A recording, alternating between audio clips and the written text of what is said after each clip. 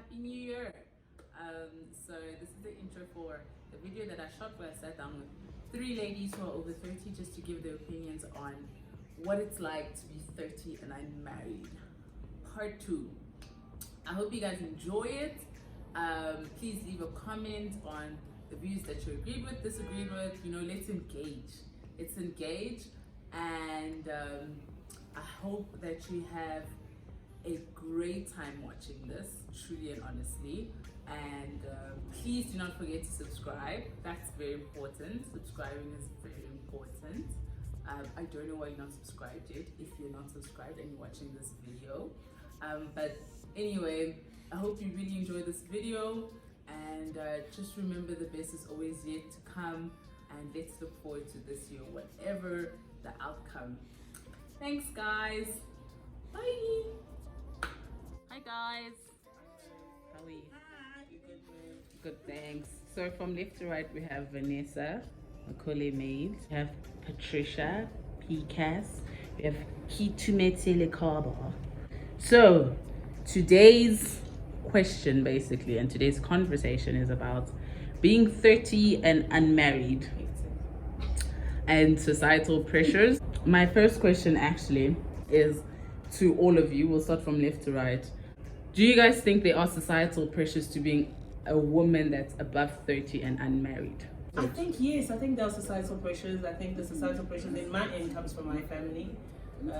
Not my direct family, like not my siblings and my mom, but then the community of the Congolese DRC. Yeah, when I'm with my South African friends, I don't get that pressure at all.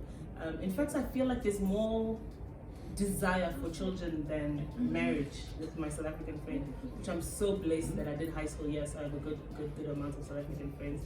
So marriage, not a lot. And also a lot of people are getting divorced lately, so it's not so attractive anymore. Patricia? Yeah, I'm like in between. I feel before 30 the pressure seemed a bit higher, and now after 30, and I laughed when you were talking about kids, because it seems parents are just like, just give us kids, we're fine. Even my own Congolese parent, my mom might have like pulling her hair up, but even my aunts are just like, just give us babies now, it's fine. So that's the main thing. But the pressure, not so much anymore. I feel it's there from the outside, but your close circle, the people that understand you and know your walk of life, they're not on your case about it. Kitu? Well, I think it's a little bit of both, right? So after 30, then it becomes, like Patricia said, a kid in a marriage thing. So it's almost like people are like, give me one. Don't give me nothing. Yeah. Give me something. Yeah. So I think from what I've seen, there's really like pressure from both. And then you see a lot of like people around my circles, they almost want to settle for one of the two. So the pressure becomes one of the two from both, friends and parents, and because then also biological clock is ticking, biological clock is ticking. So I think there's definitely pressure, but like they've added, the pressure is beyond the marriage. It's also the kid thing. When people are like, give me one of the two. So Patricia, you spoke about your intimate family understanding. So when we look at society and how it goes, who do you think are then the biggest contributors to women feeling the pressure of getting married? Do you feel like, where is the pressure directed from? I feel the pressure could be your social circles. You need to manage that to an extent. If you're spending all your time with all your friends that are getting married, and that's what the trend is, of course people are looking at you like, girl, what's going on? When's your turn? And I'm saying that, and people may come for me. I have a circle of friends where they're getting married, and I'm so blessed because in that circle they're still celebrating me in my singleness. They're still holding my hand. They're not looking at me and saying, oh, when's it happening for you? They can see. That's why I'm like, I have difficulty saying there is this pressure simply because of those things. But if I was to pinpoint it for myself personally, it's really, really my family back home. If I was to go back home right now in my 30s, they're all gonna be like, girl, What's what are happening? you doing? You can't sit there and be chasing your career and doing this and doing that. Like, you need to settle down, stop being picky, just marry someone off the street. And I'm like, I'm not being picky, I'm not being anything. Like, everything happens in its time, and my time is yet to come. So Van, when you say in the Congolese society you feel like there's more pressure, do you think that the pressure is directed more from women who are unmarried, or do you feel the pressure comes more from men Yeah. who are unmarried, or is the pressure from actually married people? Both. This is the thing that I've actually started to realize. When I was in my 20s, like, okay, first of all, I've never really been in love with someone or going to relationships, right? Because I'm trying to explain who's giving us the pressure. I feel like I'm gonna answer both male and female to be, let's first answer it. Both male and female. The male aspect, when I was in my 20s, I really didn't care. And also, I can't say I've ever been in love, so that's also a little issue. I didn't really care about making you happy enough to become my husband. You know how, as a woman, you must manage his family, I never cared about that stuff. Yeah. I never went to visit his family. I really, truly didn't care. So my demeanor said that I didn't care whether you married me or not. Yeah. But in that time, my friends always used to look at me like, girl, you need to stop that thing, you need to get married.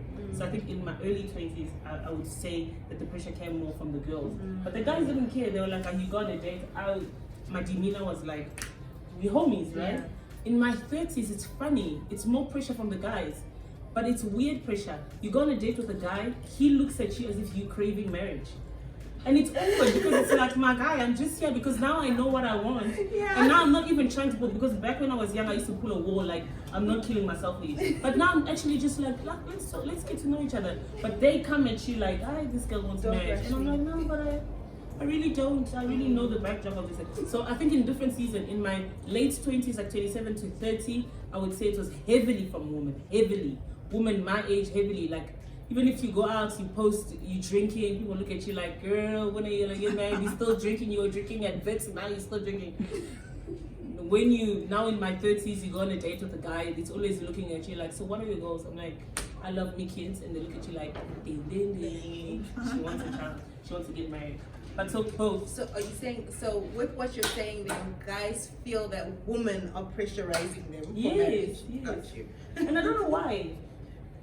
Because But then again, I think that now because I know what I want, I Yeah. I also don't go into environments like, oh, we're just gonna have fun, let's be young, wild and free. Like, if you're gonna build me, you're gonna build me mentally, emotionally. Let's do this intentionally. Yeah. Or let's not do it at all. So I guess maybe that's why they feel like, Probably that. Yeah. And they're getting a lot of coming in it. too deep. yeah, they think that I'm coming into deep. But then I feel like when you grow, you don't have, I don't have shallow, do you guys have shallow conversations?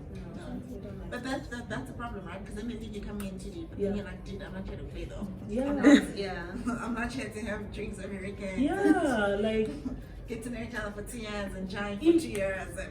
And now I'm telling you about my goals, I'm telling you about my business, what I'm struggling with. You're gone by. Tomorrow, I've given you all the secrets of my life and then you're gonna You're leave me. gone. No. Question to Kitu and also Pat and also Van, but I'm breaking down the question. So Kitu, having been in a serious relationship, been married, and then now you after post that, yeah. do you feel like in your 20s having an intentional relationship that leads to marriage is important, or should people figure themselves out? I think from my own experiences, right? Yeah. 20s, you're too young. You really are. At 24, at 25, you don't know yourself. You don't know. You know, you've got your own values, your own principles, but you really don't. You're still trying to figure it out. So from my personal experiences, I wouldn't advise anyone to get married during that phase of 24 and 26, which is from my own personal journey. You know, people might be, obviously they might think differently, but I really think that's the phase to really get to know yourself, really get to know the person that you're with, set the same principles and values, because by the time you're 30, and also at that stage, you're still building. You're building yourself, you're building your own career, whatever it is that you're building, but you're in building mode. And then come post 28, 30, you know, you've set your foundation of building, and you start knowing exactly who you are, what you want. You know, you're not in a fuzzy space of building foundations, changing cements, changing the bricks. You know, you're at that phase, you found your brick, you found your cement, now you're building a structure. So when you meet someone, or when you and a person decide to get married at that phase, where you both bring in your bricks that you've identified together, your cement that you've identified together, that okay, this cement mixes. Because in your 20s, you change cements every day. Come on. Today it's a pink one, tomorrow it's a blue one, and that it doesn't work out, because then by the time you're 28, when you are like, I want the green cement, now this is the cement I'm sitting on, the guy's still like, no, but what about the yellow, what about the pink? Then you start not getting along in the house. And then, so I think during that time is you finding your foundation elements. Once you find your foundation elements and they match your partner's foundation elements, then you can build and continue and have a great life. But before that point, I really wouldn't advise anyone to. Of course, there are people that will find them earlier in life, some will find them later in life, and that's why it's so easier for people at an older age. Like Vanessa was saying, at this point when you meet someone, you're not trying to be like, let's just see, I think I might, if I don't like you, I don't like you. You know, if I'm not even going to try and go on a second date because, shame man, can you just try it out? We don't have time for that. People are busy.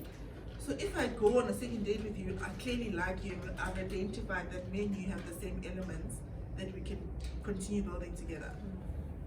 So for me, I wouldn't advise at that age of 24 to 26 or whatever, because you really, I don't think you found yourself at that stage.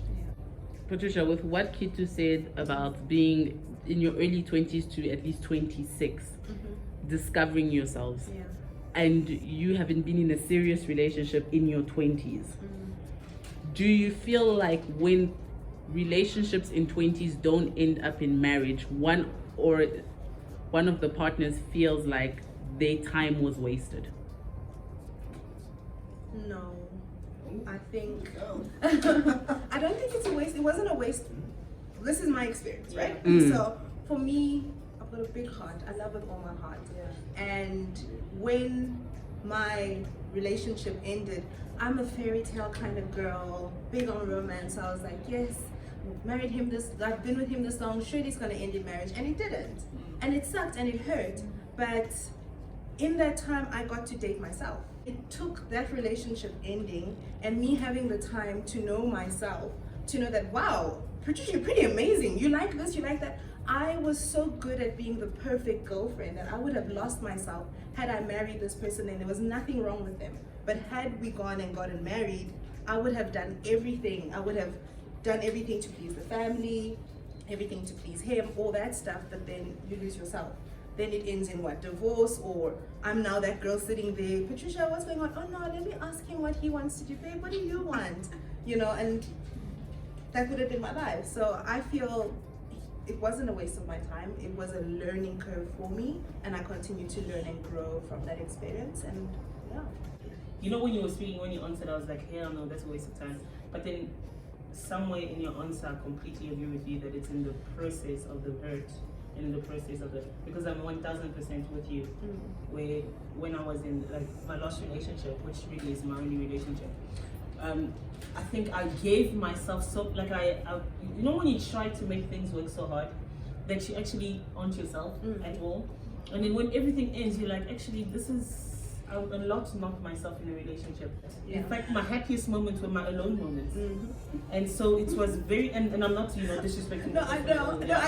I'm just like, when you're so comfortable with yourself. It's just this comfort that you get, which is a bit dangerous, but it's so comfortable. There's nothing wrong with them, but it's also like, I'm also fine by myself. This thing that you have to be with someone to be fully happy. Like, but in the same breath, I would still say, I'm still with Merv about the wasting time. And I think that for me, what I did, I think maybe because of my personality, I don't like the idea of like I have pus written over my forehead. So I ask a hard question quite quickly. And some people would say to me that you asked that a bit too soon, that's why you ruined it. And I was like, I'm glad that I ruined it. But you want to know. I'm with you there. I'm like, What is this I middle was- ground thing? Yes, at 21, I was ready to have my children at 21. I wanted my 8 kids at 21. So I think that I was intense from the very beginning. So for me, waste of time thing is very serious. And then also in Congo, there was this thing of like, we saw with Jean-Marc and then Jean-Jacques and then John, and like all these All the Jeans. Henry and then all of these people we've been seeing on the street with. So I was like, nah, bro, if you can't come in my house, you can't come. So Van, with that being said, do you think that the reason why people find themselves, or we find ourselves unmarried or looking for a partner and not having found one is A, due to uncommitted men, or B, due to unprepared women? And preparedness can be fleshed out to what you think preparedness is. Both. I think I was very ill prepared. Whereas in my 20s, I thought that the beauty in marriage was perfection. So I think I was ill prepared, very ill prepared before. Even immature, thinking that I was mature. And I covered that in religion, sorry. So, and religious practices. So, and men, uncommitted men, the uncommitted men, my rigidness took them out a long time ago. So I can't even speak about the uncommitted men, because the way I set my patterns of life, where I choose to go, who I choose to be, the rigidness that I used religion on removed all the men that weren't serious. So I can't even speak about them. I think all the people that I've collided with, I can't call them more serious. I mean, let me not do that. I don't think they were more serious. I think that we just, break up, guys. Me being hurt, guys, it was so important. I think I was very righteous. I don't know what it is about religion. I think when we consume religion at church, I don't know what it is, but I think I consumed it in a righteous way, almost like God deserves to give me this thing. Like I can't wait for. It's almost like how you wait for a good job. Yeah. Like I can't wait for this job because I've been. And then being hurt was like when I go back there, you just a sinner with all of them, and it was beautiful. But I'll say I wasn't prepared. Let me not bring it on me. I wasn't prepared. Patricia, when you look at relationships and how people are going into commitment in marriage, what do you think is the role of a family? And this is your immediate family. And do you feel like family has not helped enough to stop people from getting married to the wrong partners, or to actually enable people to get married to the right people? Because some people have the right people and it's the wrong time, or family kind of breaks them up. But what do you think is the role of family when it comes to you and a relationship? Right. For me, I always say, first me as the person getting into a relationship and the person I'm getting a relationship with, can I love his family and would he love mine? That's the first thing you need to look at and understand the dynamics of your family. And now when you take your families, I feel their role is to see how they can help you make your marriage work and not break it apart. And if you can see there's divide and all sorts of things like that, I find that when it doesn't work, it's because you could see that the family was very much divided and not in agreement with you. Everybody disliked you in his family and you still went there. And then it ends. And you're like, I don't understand. But you could see that nobody liked you. So that's why I feel that's the core of it. You can see it from the jump.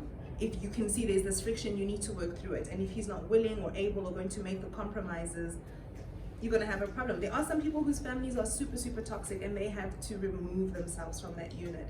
I wouldn't want something like that for myself. I do want his family to be a part of mine. I'm marrying your son. Me and him become a family, but it doesn't mean we forget the family where we came from. I want our children to know their roots. I need to send them to their grandmother, their grandfather. I need to know the issues those people come with. And those people need to be willing to deal with their issues with me. My family they trust me enough to know what I'm looking for. Oh, got it.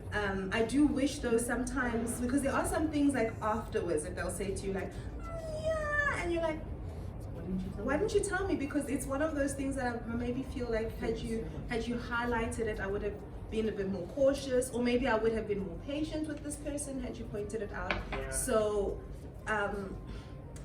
I feel because we're Congolese, right? Yeah. Our parents don't really have these open conversations with us. Yeah. And I wish that when they see something, they call it out, but also that they don't sit there and tell you, marry this person, or marry that person, marry for money, marry for that. see that one truly loves this person. It's not just about the material. We can make it work, and you take it from there. But I've seen families break. Eh? I say a family one is very interesting because this one, I've seen it a lot in my black friends. I've never seen my white friends go through family issues because when they decide to go into a relationship, before they even consider families around them, mother, father, whatever, brothers, they become their own unit. And what in their own unit, no one could break them, including their own mothers and siblings or whatever. So I feel like sometimes as black people, after having seen different spheres of it, we take too much from families, and we also take too much from your own family into your own household. You know, where you come together. Well, I feel like you come together and you create your own household. The rules of your household are not necessarily what your family or your husband's family have set for themselves. So you have to create your own. I feel like you have to create your own household rules, and when going out to each other's families, you also have to respect them. You don't necessarily have to bring them into your house. But you have to give the families the respect, because at the end of the day, they are your family, they are your in-laws. But you don't need to always. I feel like the mistake we always make is thinking we always need to bring things from our families into our own household that we're building, but because it's you two strangers coming together. You know, you grew up together, you probably grew up under different rules or whatever. So from what you've learned from your parents, whoever you grew up with, you have to come together, build your own little units, and respect what is each other's families, and then going into each other's family. But you don't have to force one another to take what your family is doing as the right thing that we must also do. Because I think that's what a lot of young couples also do, which, then obviously you're going to have fights. Then it starts with the fight of, no, but I don't want that flower like that. But my mom likes to. It's not your mother's house. So with that being said, Kitu, how important is relationship with the in-laws and your husband's relationship with your family versus mutual respect, and what's the line? Because as black people, it's no, we want respect, but there is a certain amount of relationship that we expect your husband to have towards my family or your family, or you to have towards his family, whether that be socializing with his mom, taking her out to lunch, or socializing with his siblings, or when it's the parent's birthday or the anniversary, hosting it at your house. So what's the line of relationship and respect? I think it starts with respect for me. All relationships start with respect. And from that point, then you can start building the relationship. Then you can start hosting your mother-in-law by yourself, What taking does her respect out. look like when you say respect? Respecting your views and your values, and not trying to impose them on someone else. Because we're not always from both parties. Because we're not always going to have the same views or values on certain things. So we just need to respect each other's views, values, ways of life, without imposing it on each other's life. But with building the relationship, with that, then you can start building the relationship, with your mothers-in-laws and your siblings and whatnot. Also, you're building the relationship. What do you do then for you if there's no respect? Because I've seen that in the in-law side. I'll walk away. From the relationship? No. From the in-laws. Oh, got it. And create your own world with him. I'll completely remove myself from the in-laws if there's no respect. Do you think a relationship can work where there is no understanding and level of respect between you and the in-laws, but you and your partner love each other? I've seen it work on some people, mostly white though. But I've seen it work on some black people, probably 3 or 2 couples that I've seen. But I would completely take myself out. Obviously, it's going to be a very uncomfortable situation in the beginning. Like, I know a very black couple that's close to me. The guy doesn't go to the in-laws' house because the mother just doesn't respect him. Oh wow. So he's just decided, I love my wife, I'm going to live with my wife, have our own little family, but you will not see me go to that person's house. But And also, does she do the same also? him not going to that person's house doesn't mean he's not going to go to the cousin's houses Got it. and the other people's houses, because it's not their issues. Everyone our else, issue. it's the mother-in-law's issue. So if the cousin has an event or whatever, he'll gladly go. But he won't speak to the mother-in-law. And that made it working. It's tough, and they're making it working. How long have they been together? The couple are now married. They've probably been together. They have a child that is 6. So they've been together. They've crossed the fire. They've crossed the fire, and they're very comfortable in their space. And the guy's in-laws are the best things to her. There's no issues from that side, and they also understood that this is the situation on that side. Because also as a parent, you'll say, if my child is being disrespected like this, then my child don't go. Stay with your wife because you love your wife and your family. But it took her to be like, humble herself and say, I can see my mom what she's doing, so I'm going to also remove yourself from this situation. With what Kitu is saying, when do you, Pat and Van, do you guys believe that you need to call out your family if they are destructive towards your relationship? When you can see you have a good person in front of you, you can see that this person has good values, comes from a great family, but certain people in your family are literally bringing the worst out of the person, even though you know this could be a great relationship. The minute you see it, you call. Why wasting time? Like, because I feel like family are also, they hold you back. They can be so involved. They know you so well. They've been there the longest. We respect that. We honor that. We're grateful for it. But family also, it's a lot. So if you have the platform where you're able to speak to them and say something, you let them know. This person's got good values, he's got everything going on, but 2 people with the loudest voices are coming out here and telling us all that it's not going to work because of this, because he drives this car, and because he hangs out with those kinds of people. You're pointing out all these things that make no sense, but you're not taking time to see the person that I have fallen for, the value and culture this person comes with, which is everything you've asked for. It just isn't presented the way you want it. Don't hold me back. Then what would you say to someone whose mom told them, don't go for that guy, he drives a Yaris, he'll never make it far in life? Yeah, man. I would say, what is your background? Because I believe that you're a product of nature and nurture. I am not to say that, I'm not going to tell you that, no, don't listen to your mom. But your mom is saying that you were raised by your mom, and depending on your relationship, that is a materialistic mom, and chances are you've been brought up in a materialistic household. In the time that your mom is telling you that, you probably be like, oh, my mom is so materialistic, but you don't know what comes out of you, the fruits. An apple can't give birth to a banana. So if your mom is telling you that, that means that you intrinsically are materialistic. It hasn't come out, the fruit of it hasn't come out yet. So your mom is giving you an advice based on the fruits that she's put in you. So it's easy to be like, oh mom, you're being materialistic, but you're gonna ruin that man's life. Because you're gonna get married and say, mom, I go away, you know, I'm gonna listen to my heart. But 10 years down the line, which is something that I have a huge problem with, because I'm a sister to a brother, impose a lifestyle that you never ever said to me from the beginning. Because that's the lifestyle you lived in. If you truly wanted us to fix the problem, you fix it when it's a problem. What fascinates me about your response to that question is just the way you didn't just focus on it being materialistic. It's at the core of who you are, and a lot of the time we forget that because they said this or whatever to you. You don't sit and think, let me check myself. If my mom's like this, how much of her has rubbed off on me? Because you there and you're like, oh yeah, mom, she's been flashy, whatever. I just want a simple guy. That's what you're chasing right now. And you're doing that, and you are loving him, and you're sacrificing, and you gave up the Mercedes, and you did this, and you did that, and then now a few years later, you're like, why must I struggle? Where do I come from? We never struggled at home. The fridge was never empty. And Heaven forbid your mom is still alive. Because then that influence, the seed is still there.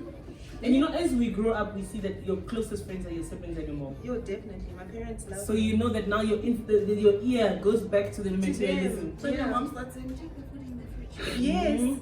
And if those little things, then you come, what did he do today? Yes. Why even bothering? Did you hear so-and-so got divorced? Girl, I got his mom's number. And that's a huge seed. You see. That's a huge seed.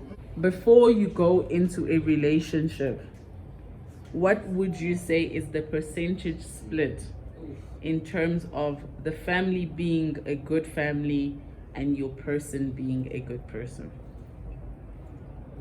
To you. Okay, I'll tell you the answer and I'll tell you the backdrop. I would look at the family more than his character.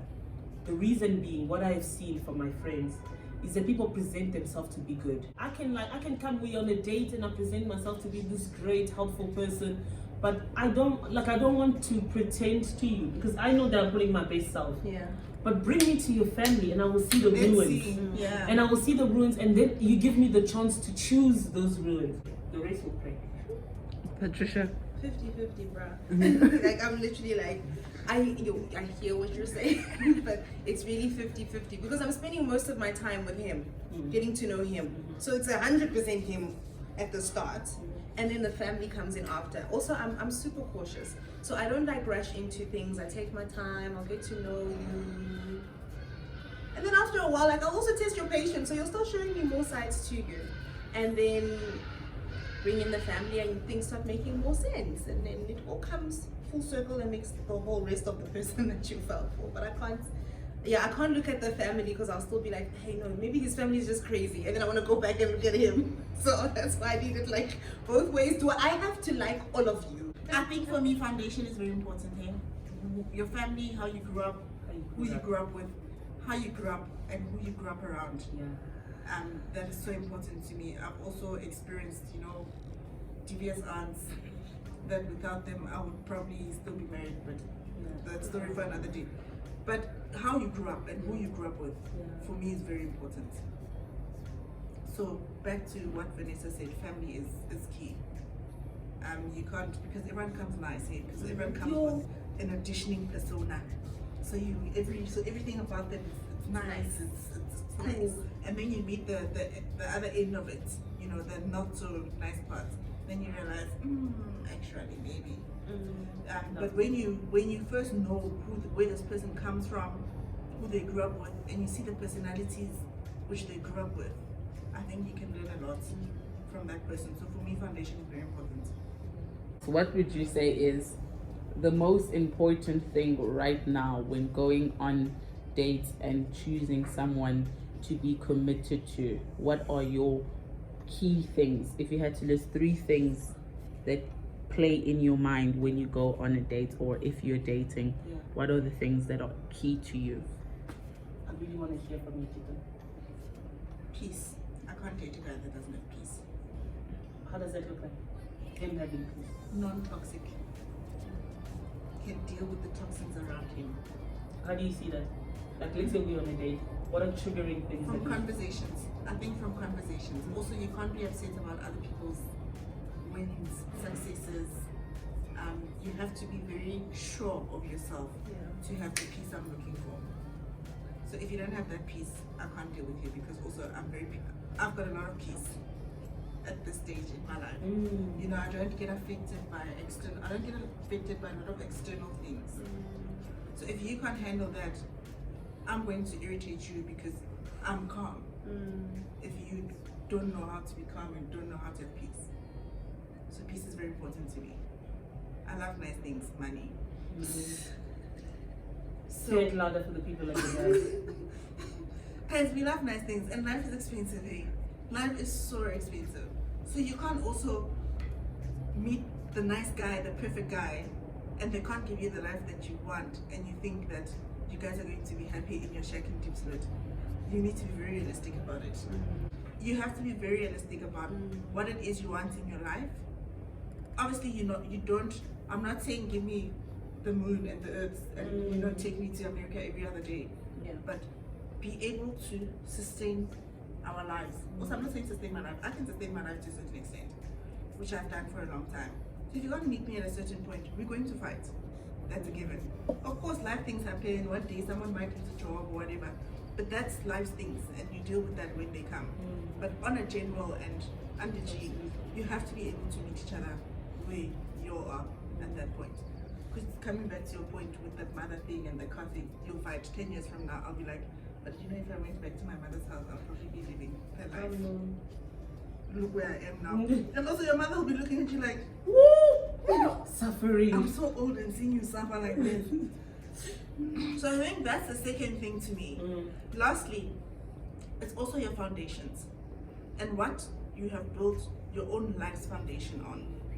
Because I think at this age, also we've gone through, you've probably not outgrown, but a lot of the guys that I meet, you know, they're living alone or whatever, or they come from their own relationships, so they've outgrown that parental foundation, because they've also been on their own for so long.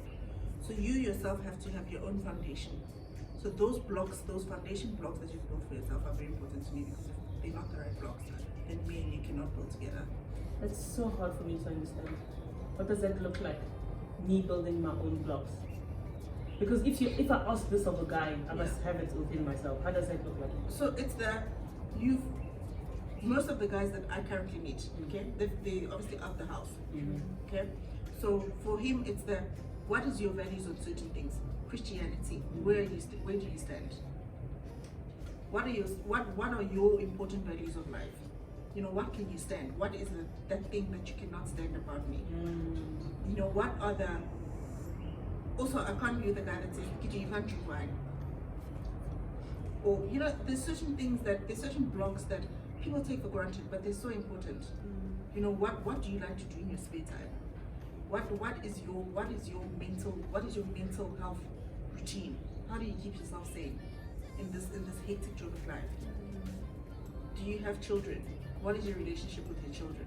Because that for me would probably be your foundation at this point, more than what your foundation with your parents are. Got it. Perfect. Patricia? I'm going to give you bullets. Maturity, respect, and direction. What does maturity look like to you? In a date? Hey, What does maturity look like? Right, you to can see maturity. You're sitting there and having a conversation with this person. You can tell it's from a grown ass man. You know? So maturity is he's not running around. He understands saving, planning. You know, he's got plans. That you have that maturity, but also he knows what he's looking for. Because when you're sitting down, be honest with me. If you want to play around and whatever, that's the space you're in. When we sit down, I expect you to say that. I'm here, I'm not looking for whatever. Then I already know that at the end of this date, this is it. Because we're not looking for the same thing. Or this is somebody who, okay, if I was building up a black book, I'll add them there, you know, whatever it is. But at least I've left that encounter knowing that he's not looking for what I'm looking for. And we can have a mature conversation about it. We can still get to know each other. We're here, we're eating, let's finish this meal. Like, you put on your langom. Let's not waste it. so that's what it is for me when I say maturity. And with that comes respect, because you respect me enough to hear me out. You at least know how to treat me like a lady. Even if all your plans was to hit it and quit it, you still were respecting me at the table, whatever it was. You show me that. Even in the manner of speaking, you know that you're sitting with the lady, all those things. And what was the third one? Direction. Okay, thanks. Van, what are your 3 things? First of all, can I just say that this conversation is so important? When I was a child, I thought when someone minimized me, it meant that they're trying to build me. And so after you are told a certain thing, or a small lose weight, or that was a bit aggressive, or when you're making a comment, calm down, you come home and you're thinking, Vanessa, maybe I shouldn't speak anymore. And then before you realize that you're no longer yourself. True. Not because no one told me that, like, you know what, Van, that was emotionally abusive. They're minimizing you to validate, obnoxious, to validate themselves. So these are very good points. But I never thought in my 28 years to look out for those in dating, you know? For me, let's keep it at peace. Peace, and that definition of peace, not la-di-da peace, the definition that is specific. Okay, number 2, you said respect, eh? I want to emphasize on respect. And for me, the third one, I think respect and direction. I like intentional conversation. Tell me what you want from the beginning. If it is, no, I would like you to cook and clean and stuff. Tell me what you desire. Tell me what it looks like. What does marriage look like? And let me decide, okay, sure. But I think there's a lot of fraudsters also, and they always blame women that, oh no, you trapped him and all of that stuff. There's a lot of men that are fraudsters. They come, when you guys are dating, they act like, no man, let's just have pizza, you don't need to cook.